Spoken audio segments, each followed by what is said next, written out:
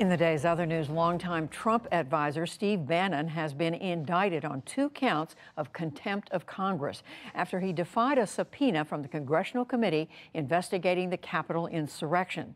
Meanwhile, former Trump White House Chief of Staff Mark Meadows failed to appear for his deposition before the panel today, prompting calls to hold him in contempt as well. President Biden has nominated Dr. Robert Califf to head the Food and Drug Administration.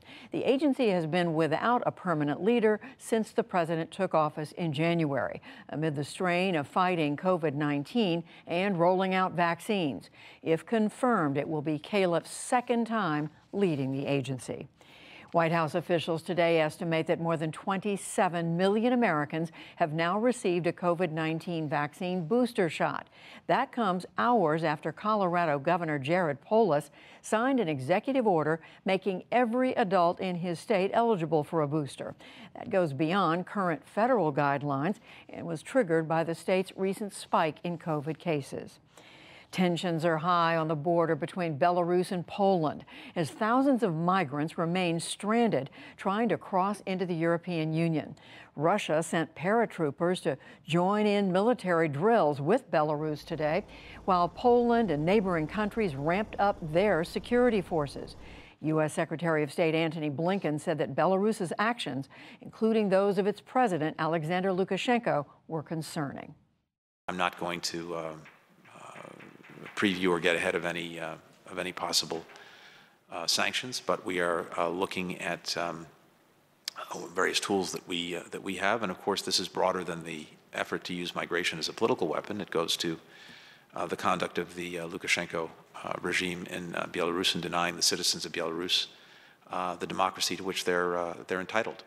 The EU and the U.S. are preparing to widen sanctions against Belarus, accusing President Lukashenko of using illegal border crossings to retaliate against EU sanctions on his regime over human rights abuses. The government of Qatar agreed today to represent U.S. interests in Afghanistan. The Gulf nation will provide consular services for American citizens who remain there and others who want to flee Taliban control. The U.S. closed the American embassy in Kabul in August. The Biden administration estimates that several hundred Americans are still in the country. A Myanmar court today sentenced American journalist Danny Fenster to 11 years in prison with hard labor. The charges against him include incitement for spreading false and inflammatory information. He faces additional counts of terrorism and treason. Human Rights Watch officials denounced the move and warned that the country's military rulers have not been deterred by foreign sanctions. It's clear that Danny is being made an example of. And what it shows is that the military junta do not care what the international community thinks. What it also means is that these targeted sanctions against senior officials in the military and the junta are not enough.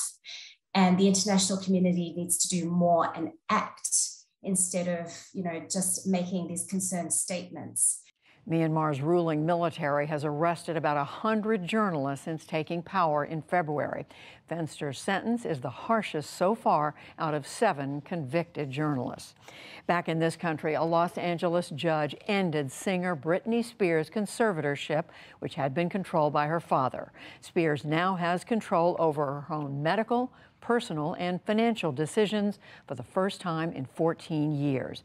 Hundreds of her fans celebrated the decision outside the courthouse, cheering and dancing to her music.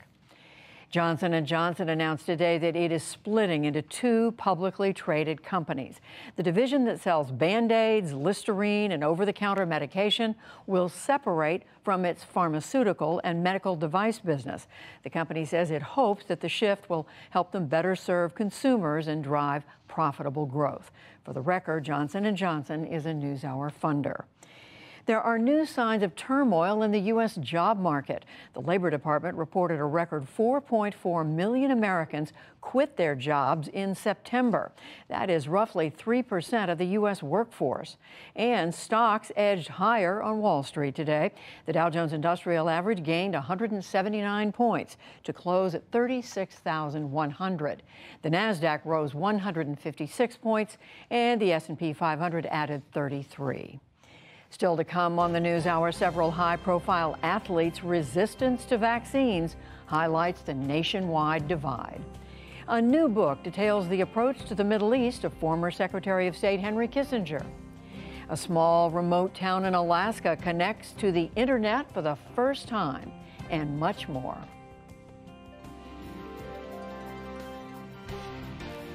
This is the PBS NewsHour from WETA Studios in Washington and in the West from the Walter Cronkite School of Journalism at Arizona State University.